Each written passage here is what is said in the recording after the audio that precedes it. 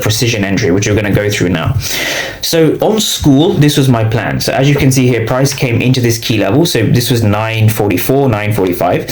So the plan I wrote on school was very simple, right? This is what I expect to see. So do not force trades, do not guess, and do not rush.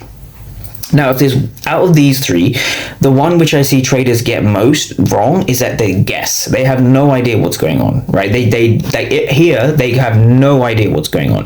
They have no trade. They have no level, which means they end up forcing trades that shouldn't even be taken at that point. Or if they have the right level, which is very rare, but if they do, they then guess what price action is going to do, and then they rush. And so my aim of this video is to turn these three things into sitting patiently, reacting to price instead of guessing, and getting in at the right time so you're not rushing. So we want to get rid of overtrading, hesitation, and FOMO. And if you understand levels, and more importantly, the execution process that I'm about to teach you, it will become a lot simpler. So let's break it down. The mental framework before entry. And so when it comes to taking good entries or solid entries, the one word is patience, right? Patience, patience, patience. Patience is very important. So the reason I say that is that this was our key level. I didn't see price tap into this. I didn't see price tap into this level until 944, right? The market obviously opened at 930. That's 14, let's call it 15 minutes. Now, the first 15 minutes, I very rarely take a trade in the first 15 minutes. And so a very simple way to get around these problems here, so overtrading, hesitation, and FOMO, a very, very simple hack is to not trade the first 15 minutes. Because the first 15 minutes is all about the market giving you clues on what it wants to do. Does it want to go long? Does it want to go short?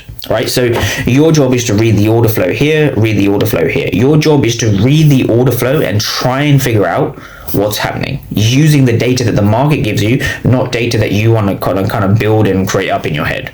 Okay, hopefully that makes sense.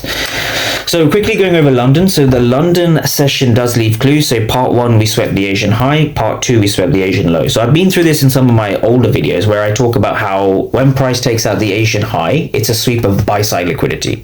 When price takes out the Asian low, it's a sweep of sell side liquidity. So this is not really a strategy by itself. Like I see way too many people looking at previous day highs and lows, Asian highs, Asian lows.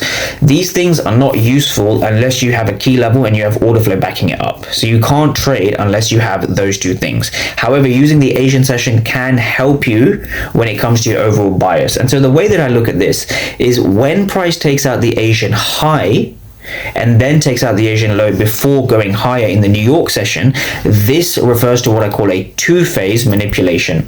So it's a one-phase manipulation because yes, we've taken out Asia high, so it's manipulated the first phase here. Now the second phase is we see a manipulation down here. So we've seen two phases which indicate to us that the market wants to reverse higher, or it's a potential that the market wants to reverse